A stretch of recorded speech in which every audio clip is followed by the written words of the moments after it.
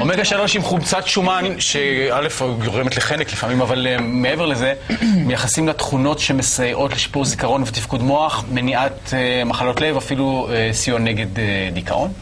עד עכשיו לקחנו אומגה 3 ממקור של דגי מים עמוקים, אבל יש פיתוח ישראלי חדש שמציף את ישראל, עומד לכבוש את העולם, ככה אומרים לפחות המפתחים. אומגה 3 המבוסס על צמח המרווה המרושטת. הנה פרופסור שמואל אדלשטיין, ביוכימאי והמדען הראשי של חברת מרוולס. שלום עליך.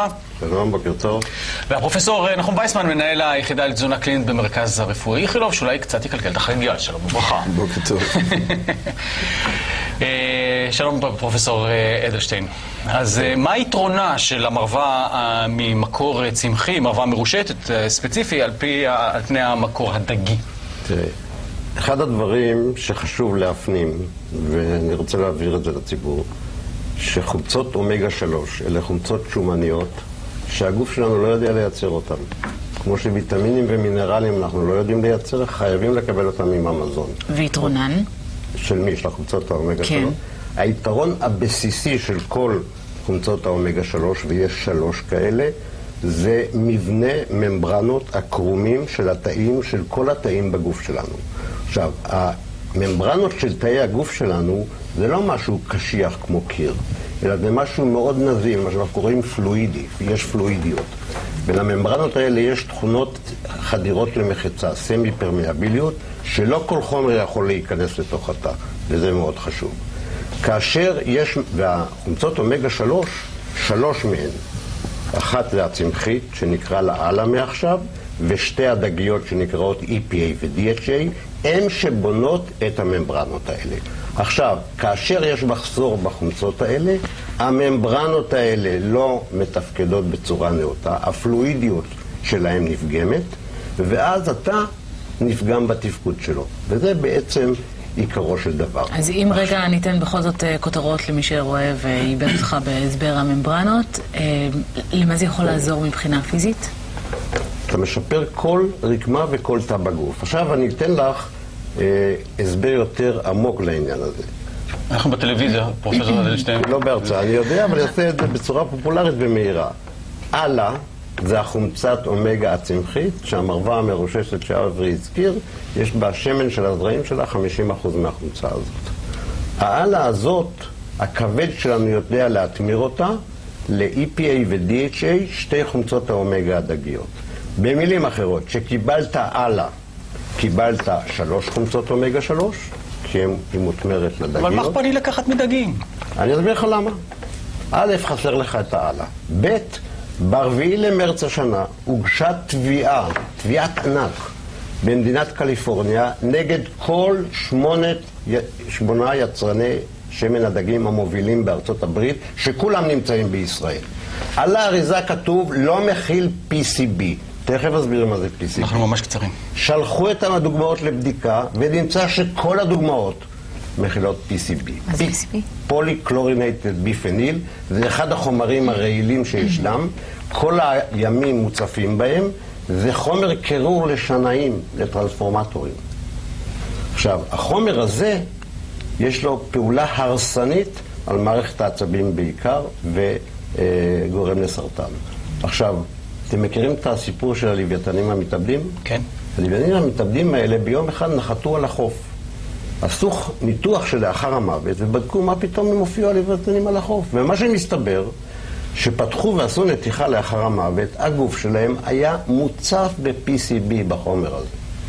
והסונר העצבי שלהם היה הרוס, ושבדקו מצאו עשרות גידולים סרטניים בגוף. פרופסור וייסמן, אז מה אני עכשיו, אני רוצה PCB בגוף שלי? אני רוצה לקחת אומגה 3 ממקור דגי ולהתאבד על החוף פתאום? אתה ביקשת ממני לדבר על אומגה 3, אז אני מדבר על אומגה 3 ולא על PCB, בסדר? כי אני חושב שזה הנושא, מה שחשוב.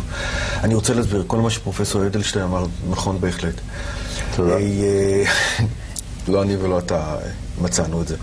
אבל הנקודה היא שבכלל כל הקבוצה של אומגה 3 זו קבוצה של שומנים שיש לה אורך שונה, שתיאורטית באמת הגוף יכול לעשות הערכה. זאת אומרת, לקחת את החומצה הלאה ולקחת ולהעריך אותה, ויש כל מיני מקורות למשל הלאה. יש את זה בפשטן ויש את זה בכל מיני חומרים אחרים, כך שבטבע זה ישנו. הבעיה והוויכוח הוא עד כמה הגוף באמת מסוגל לעשות את זה. והאם הוא מסוגל לעשות את זה בכמות שהיא תהיה כמות משמעותית, כדי לספק את הצרכים שלנו. ועד כמה שאני מכיר את הספרות, רוב העבודות עד היום לא הצליחו להוכיח את הדבר הזה, שיש מספיק באמת מעבר מהעלה לחומצות הארוכות יותר. אז למשל, אחת מהחומצות ה-DHA, ששומעים עליה הרבה, היא החומצה שיש לה הריכוז הכי גדול בקרומים של המוח. אז אם אתה לא תקבל אותה ממקורות המזון שלך, קרוב לוודאי, אם אתה לא מצליח להפוך את זה בצורה מספקת, לא יהיה לך את זה מספיק במוח, ועל זה בנויות כל מיני עבודות שהראו שינויים ושיפור בזיכרון, ושיפור בילדים שסובלים מהיפראקטיביות וכולי, על הבסיס של הדבר הזה. כשצריך לבחור מבחינתך? אז אני חושב שאני אישית, אם אני הייתי צריך לבחור, אני חושב שאני הייתי בוחר במקור שייתן לי את ה-DHA, זאת אומרת, החומצה שהיא מוכנה. עכשיו, אני לא בטוח שאני בכלל הייתי הולך לכיוון של ספלמנט. אלא אני חושב שהדרך הנכונה היא פשוט לקחת ולאכול מקורות כאלה. ואם אדם אוכל פעמיים בשבוע דגים, שברובם הם דגים שנמצאים בים הצפוני... יק. אתה יכול להגיב בדקה, כן, פרופסור אדלשטיין. אני מתנצל, אבל אמיתי המלומד, אני שולל את כל מה שהוא אמר. והראיה לכך, לפני שנה בערך, פורסמו שתי עבודות במיטב בירחונים הטובים ביותר.